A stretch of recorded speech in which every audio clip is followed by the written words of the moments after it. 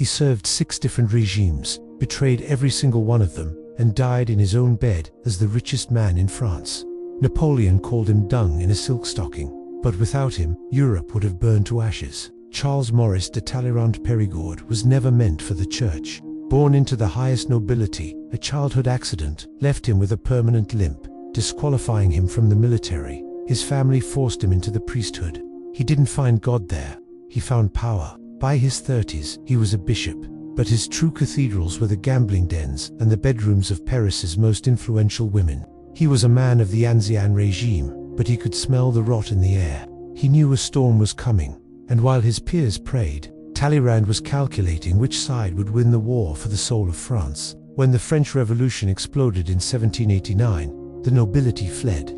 Talleyrand did the unthinkable. He joined the revolutionaries. He helped nationalize church property. The very church that fed him and was promptly excommunicated by the Pope. He didn't care. He was now the Minister of Foreign Affairs. He watched as the king's head rolled into a basket. He watched as the architects of the terror were themselves sent to the blade. Talleyrand survived by knowing exactly when to stay in Paris and when to disappear to America.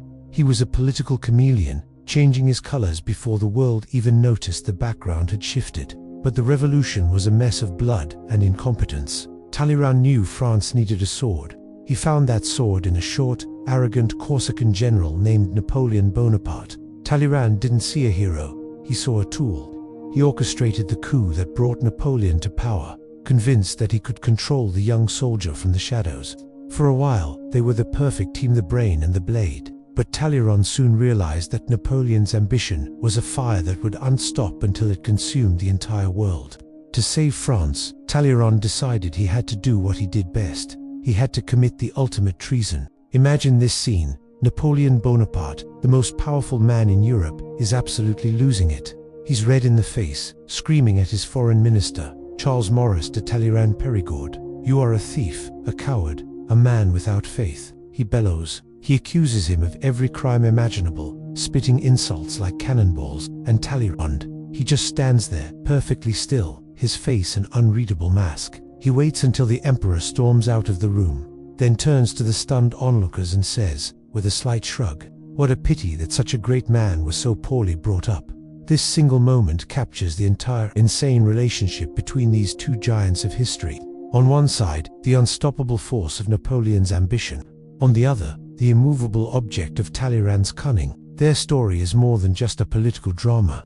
It's a battle for the soul of Europe, and it's full of betrayal, secret meetings, and a level of backstabbing that makes modern politics look like a friendly game of cards. Let's rewind. When Napoleon was rising through the ranks, Talleyrand was right there with him. Talleyrand, a disgraced bishop from an old aristocratic family, saw Napoleon for what he was, a raw, unstoppable talent. And Napoleon saw in Talleyrand a man who understood the old world, a diplomat who could charm the crowns off the heads of Europe's monarchs. They were the ultimate power couple. As Napoleon crowned himself emperor, Talleyrand was at his right hand, smoothing over the feathers of offended kings with his velvet tongue. He was the Grand Chamberlain, the master of ceremonies, the man who drew the new maps of Europe that Napoleon's armies had won. But behind the gilded doors of the palaces, the tension was building. They wanted fundamentally different things. Napoleon was a warrior, addicted to the glory of the battlefield. For him, peace was just a pause between wars. Talleyrand was a diplomat, a creature of the salon, addicted to the luxury that only stability and peace could provide. He believed in a balance of power, a system where no single nation could dominate the others. For him, Napoleon's endless conquests weren't building an empire. They were lighting a bonfire that would eventually consume all of Europe, including France. Talleyrand began to see that the brilliant general he had backed was no longer a tool he could manage. Napoleon had become a runaway train, drunk on his own power, heading straight for a cliff, and Talleyrand decided he wasn't going to ride it all the way down.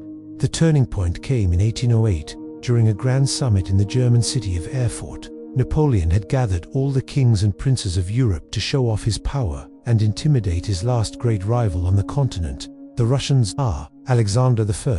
It was here that Talleyrand did something that would have seen any other man arrested for treason and probably executed on the spot. He arranged a secret meeting with Tsar Alexander. In the dead of night, away from prying eyes, the French foreign minister met with the Russian emperor, his own country's adversary. And he told him, "The French people are civilized. Their sovereign is not. The sovereign of Russia is civilized. His people are not. It is up to the sovereign of Russia to be the ally of the French people." Let that sink in. He was telling the enemy how to defeat his own emperor. He was coaching the Tsar, advising him to resist Napoleon's demands, to stand firm, and to wait. He was selling out Napoleon, not for money, not for power, but for an idea, the balance of power in Europe. He believed he was saving Europe from one man's ego. From that moment on, Talleyrand was playing a double game of breathtaking audacity. He officially remained in Napoleon's service, but secretly, he was working against him at every turn. He started taking massive bribes from every foreign power imaginable: Austria, Russia, even Britain. When confronted about it later, he had the most Talleyrandesque defense imaginable. He claimed he wasn't being paid to betray France, but to save it. The money wasn't for his treason, it was for his foresight. He was playing three-dimensional chess while everyone else was playing checkers. And he was getting paid handsomely for every move. He would feed Napoleon's enemies information, subtly guide their strategies, and whisper words of caution into the ears of foreign ambassadors, all while smiling and bowing at Napoleon's court. He knew a direct confrontation was suicide, but 1,000 tiny cuts, a whispered word here, a delayed dispatch there, that could bleed the empire dry. The world finally saw what Talleyrand had known for years during the disastrous Russian campaign of 1812. Napoleon's Grand Army, the most magnificent fighting force ever assembled, marched into Russia and vanished into the snow. It was a frozen graveyard. The myth of Napoleon's invincibility was shattered forever. The empire was dying, as the allied armies of Russia, Prussia, and Austria closed in on Paris. A desperate Napoleon finally looked to his oldest, wisest advisor for a way out. He sent message after message to Talleyrand, seeking the diplomatic miracle that only he could conjure. But Talleyrand had already stopped answering his calls. He wasn't taking meetings with the emperor. He was in a secret room with the emperor's enemies, drafting the documents for Napoleon's abdication. He was preparing to hand over the keys to Paris. The knife that he had been sharpening for years was out, and it was about to be twisted. When the Allies entered Paris, who was there to greet them and negotiate the future of France? Talleyrand, of course. He convinced them to restore the old monarchy, but with a constitution, ensuring that France wouldn't be torn apart by the victors. He saved the country from dismemberment. The man who had served the revolution, then Napoleon's empire, now served the restored king. He was the ultimate survivor. So, was he a traitor or a patriot, a self-serving cynic or a far-sighted statesman? The truth is, he was probably all of those things at once. He betrayed his emperor to save the continent. He sold secrets to protect his nation. His life is a masterclass in the gray areas of politics, where loyalty is a commodity and survival is the only true victory. Napoleon reshaped Europe with armies and cannons. Talleyrand did it with secrets and whispers, proving that sometimes the most powerful weapon isn't the sword, but the well-placed words spoken in the dark. Thanks for watching. If you enjoyed this dive into the dark arts of diplomacy, be sure to like and subscribe for more stories of historical intrigue. See you next time. France was defeated, its armies were broken, and its capital was occupied. Usually, this means the end of a nation. But France had Talleyrand, and he was about to win a war without firing a single shot. 1814, the Congress of Vienna. The victors Britain, Russia, Prussia, and Austria gathered to carve up the map of Europe. France was the villain, the pariah. They wanted to strip her of her land and her dignity. Then Talleyrand walked into the room. He didn't come as a representative of a defeated nation. He came as the defender of legitimacy. He convinced the victors that it wasn't France that had sinned, but Napoleon. He argued that a strong France was necessary for the peace of Europe. He played the Allies against each other.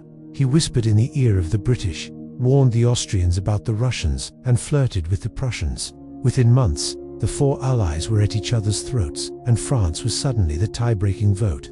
By the time the treaty was signed, France had kept almost all of its original borders. Talleyrand had turned a total military catastrophe into a diplomatic masterpiece. He had saved the Bourbons, the very royal family he had helped displace decades earlier. But then, the unthinkable happened. Napoleon escaped from exile on Elba. He landed in France, and the army flocked to him. The king fled. Talleyrand, once again, was in a position where he had to choose. Most men would have panicked. Talleyrand simply waited. He knew the world wouldn't allow a second Napoleonic age. He stayed in Vienna, watching as the monster marched toward Waterloo. After Waterloo, Napoleon was gone forever, but the returning King Louis XVIII did untrust the man who had served the revolution and the empire. Talleyrand was pushed out of power. For years, he sat in his magnificent chateau, a ghost of a bygone era. But history wasn't finished with a man with 6 faces just yet. One last revolution was coming. I have never abandoned a king before he had abandoned himself. This was Talleyrand's motto, and at the age of 76, he was about to prove it one last time. The Bourbon kings had learned nothing and forgotten nothing.